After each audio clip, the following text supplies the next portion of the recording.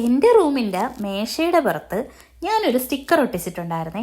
അപ്പോൾ ആ സ്റ്റിക്കർ മാറ്റിയിട്ട് നമുക്കൊരു മേക്ക് ഓവർ ചെയ്യാം. അതായത് ഈ ഡെസ്ക് ഒന്ന് മേക്ക് ഓവർ ചെയ്തെടുക്കാം.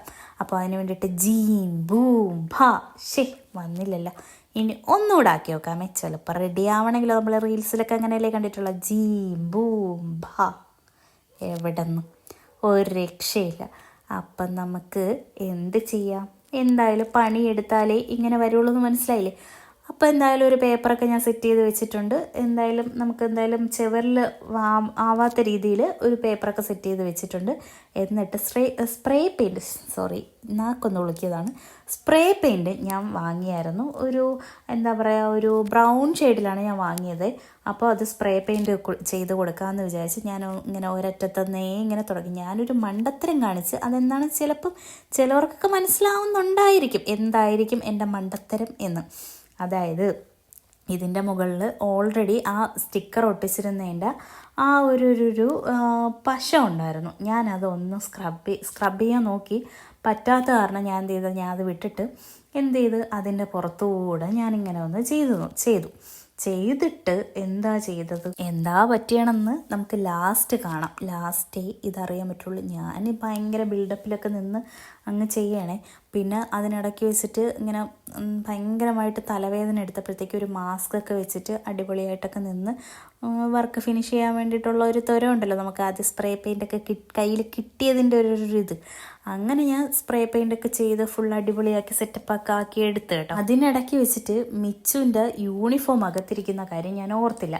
അപ്പോൾ യൂണിഫോം എടുത്ത് പുറത്ത് വെക്കാം, ഇല്ലെന്നുണ്ടെങ്കിൽ എങ്ങാനും അതിനകത്ത് അങ്ങനെ ആയാലോ എന്ന് വിചാരിച്ചിട്ട് അതെടുത്ത് പുറത്ത് വെച്ചിട്ട് വീണ്ടും ഒരേ പണിയായിരുന്നു. എന്തായാലും പണിത് ഈ ചില പണ്ടത്തെ ആൾക്കാരൊക്കെ പറയൂലേ, കുളിപ്പിച്ച് പിള്ളയില്ലാതാക്കിയെന്ന്, അതുപോലത്തെ ഒരു പണിയായിരുന്നു. എന്തായാലും കണ്ടു നോക്കപ്പം മനസ്സിലാവും എന്താണ് ഞാനിവിടെ ചെയ്ത് കൂട്ടിയെന്ന്. എന്തായാലും ഞാൻ ഫുള്ളൊക്കെ ചെയ്ത് അടിപൊളി സെറ്റപ്പായിരിക്കും എന്നൊക്കെ വിചാരിച്ച് അടിപൊളിയായിട്ടൊക്കെ നിന്ന് ചെയ്യണേ. ചെയ്തെല്ലാം കഴിഞ്ഞിട്ട് ഞാനിങ്ങനെ മേശപ്പുറത്തോട്ട് നോക്കിയപ്പോൾ ആ പശയുടെ നമ്മൾ ആദ്യം കണ്ടില്ലേ, ആ ഒരു സംഭവം നല്ല രീതിക്ക് അറിയാൻ പറ്റണം. അത് മാമി വന്നിട്ട് ഇങ്ങനെ നോക്കിയിട്ടാണ് ഇങ്ങനെ എൻ്റെ അടുത്ത് അതൊരു വൃത്തികേടല്ലേ എന്ന് പറഞ്ഞപ്പോൾ ഞാനും അയ്യോ അത് ശരിയാണല്ലോ, അതൊരു വൃത്തികേടാണല്ലോ എന്നെനിക്ക് തോന്നിയത്. അപ്പോൾ മാമി എൻ്റെ അടുത്ത് പറഞ്ഞ് ശരി, ഒരു കാര്യം ചെയ്യാം, നമുക്കത് എന്തെങ്കിലും ചെയ്ത് അത് മാറ്റാം. നീ ഒരു കാര്യം ചെയ്യും, ബാലൻസ് പെയിൻ്റ് ഉണ്ടല്ലോ അതെടുത്ത് അലമാരയിലൊന്ന് അടിക്കാൻ പറഞ്ഞു. വെറുതെ എനിക്ക് എന്തൊക്കെയോ ചെയ്യണമെന്ന് തോന്നി ഞാൻ ചെയ്തതാണ്. അപ്പം ഞാൻ അതിൻ്റെ അലമാരയുടെ മുകളിൽ ഞങ്ങളുടെ പഴയ ഫോട്ടോയൊക്കെ ഒട്ടിച്ചിട്ടുണ്ടായിരുന്നു. പണ്ട്, അതായത് ഒരുപാട് വർഷങ്ങൾക്ക് മുമ്പ് ഒട്ടിച്ചിരുന്നതാണ്. അപ്പോൾ അതൊക്കെ ഇളക്കി കളഞ്ഞ് എന്നിട്ട് അകത്തുനിന്ന് മിച്ചുവിൻ്റെ ഡ്രസ്സ് മാത്രം ഞാൻ എടുത്ത് മാറ്റിയിട്ട് ഞാൻ വീണ്ടും ഒന്നേന്ന് സ്പ്രേ പെയിൻറ്റ് ചെയ്യാൻ തുടങ്ങി. അപ്പം മാമി അവിടെ സൈഡിൽ നിന്നിട്ട് മറ്റതെല്ലാം റെഡിയാക്കിക്കൊണ്ടിരിക്കുകയാണേ. അപ്പം ഞാൻ ഞാനിതെല്ലാം അതായത് നല്ല വൃത്തിയായിട്ട് ഫുള്ളായി അങ്ങനെ അടിച്ച് തുടങ്ങി. എന്തായാലും സ്പ്രേ പെയിൻ്റൊക്കെ അടിക്കാൻ നല്ല സൂപ്പറായിരുന്നു കേട്ടോ. അതായത് ഇങ്ങനെ വെച്ച് കൊടുത്താൽ മതിയല്ലോ. അങ്ങനത്തെ രീതിക്കൊക്കെ ഇങ്ങനെ അടിച്ചടിച്ച് സെറ്റപ്പൊക്കെ ആക്കാം എന്ന് വിചാരിച്ചിപ്പോൾ അങ്ങ് ചെയ്തതാണ്. എന്തായാലും ചെയ്ത് അലമാര ഫുള്ള് ചെയ്തായിരുന്നേ. അലമാര ഫുള്ള് ചെയ്തിട്ട് മിററിൻ്റെ സൈഡിലായിട്ട് ചെയ്യണമല്ലോ.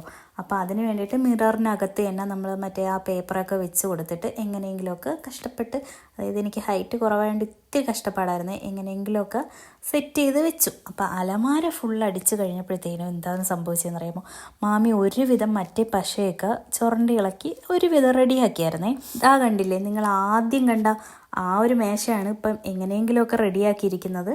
അലമാരയും അത്യാവശ്യം റെഡിയായി, പക്ഷേ കുറച്ചും കൂടി ഉണ്ടായിരുന്നു.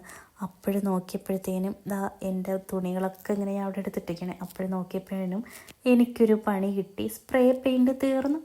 ഇനി ഞാൻ എന്ത് ചെയ്യും എന്നിങ്ങനെ ആലോചിച്ചുകൊണ്ടിരുന്നു. ഒന്നും ചെയ്യാനില്ല, എന്തായാലും തീർന്നു. എനിക്ക് എന്താണ് സംഭവിച്ചതെന്ന് വെച്ച് കഴിഞ്ഞാൽ അലമാരയും ഫുള്ളായിട്ട് ചെയ്യാൻ പറ്റിയില്ല, മേശയും ഫുള്ളായിട്ട് ചെയ്യാൻ പറ്റിയില്ല.